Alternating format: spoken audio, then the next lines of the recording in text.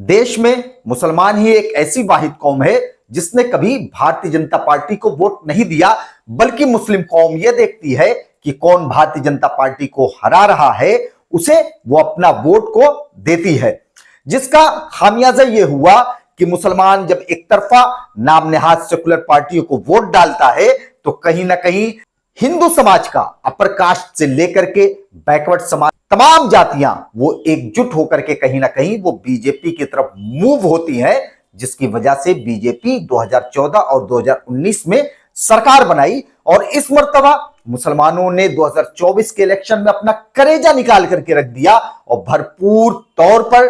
BJP के खिलाफ चाहे कांग्रेस को चाहे तो अलग अलग स्टेट में रीजनल पार्टी को वोट दिया। मगर इसके बावजूद जहां ऐसा लग रहा था कि भारतीय जनता पार्टी इस मर्तबा उखड़ जाएगी, सत्ता से बिखर जाएगी, मगर भारतीय जनता पार्टी 240 सीटें पाने में कामयाब रही और जोड़ तोड़ करके भारतीय जनता पार्टी ने तीसरी मर्तबा सरकार बना लिया।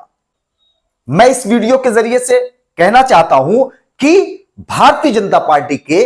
अगेंस्ट वोट देना यह गलत नहीं है, मगर बिना अपनी शर्त को रखे और पूरी तरीके से सरेंडर होकर के, ये चाहे ये कांग्रेस पार्टी हो, चाहे समाजवादी पार्टी हो, चाहे एनसीपी हो, चाहे आरजेडी हो, चाहे देश की नाम नेहाद सेकुलर जमातें कोई भी हो, सरेंडर होकर के वोट देना ये ज्यादा खतरनाक साबित हो रहा है। क्योंकि ये पार्टियां समझती हैं कि हम इनके लिए चाहे काम करेंगे या ना करेंगे, ये हमको वोट देते रहेंगे, चाहे हम इनको सत्ता में आने के बाद नौकरियां देंगे या ना देंगे, ये हमको वोट करते रहेंगे। हम इन्हें रोजगार दें चाहे ना दें, ये हमें वोट करते रहेंगे।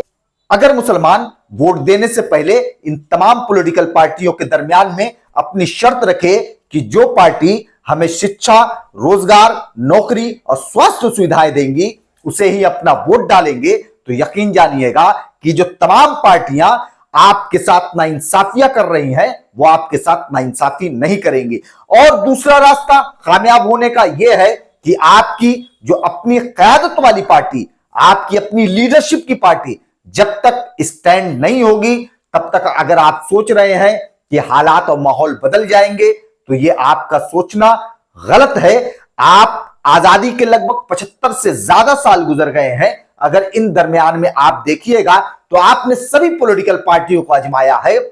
वो सत्ता में रहे हैं, तब की हालात देख लीजिए कि देश में मुसलमानों की क्या हालात रही है। आज 10 सालों से भारतीय जनता पार्टी सत्ता में है। हां, पहले सॉफ्ट हिंदुत्व पे काम हो रहा था, तो आज हार्ड हिंदुत्व पे काम हो रहा है। मैं तो सिर्फ यह कहना चाहूंगा कि इस मुल्क में चाहे वो अपर कास्ट हो, उसकी भी अपनी लीडरशिप है, चाहे वो बैकवर्ड क्लास की तमाम बिरादरियां हो, उसकी भी अपनी अपनी लीडरशिप है, और चाहे इस मुल्क में एससी समाज हो, उसकी भी अपनी लीडरशिप है, चाहे आदिवासी समाज हो, उसके भी बड़े नेता अपनी कौम के लिए लड़ते भिड़ते रहते हैं। मगर अगर कोई नहीं है तो आप मुसलमानों के पास इस देश में कोई लीडर नहीं।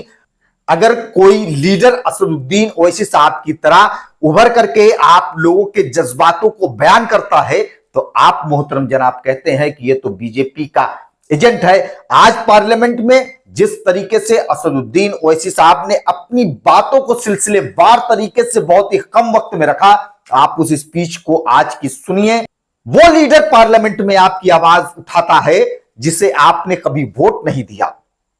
और जिसको आपने वोट दिया वो भी आज सदन में गूंगे और बहरे आपके मसले मसलहत को ताक पर रखे अपनी ऐशो आराम की जिंदगी जी रहे हैं, अपने लिए जद्दोजहद कर रहे हैं, अपनी लीडरशिप को बढ़ाने के लिए जद्दोजहद कर रहे हैं, ना कि वो आपके लिए कभी कुछ किए हैं, ना आगे कुछ करेंगे। शुक्रिया।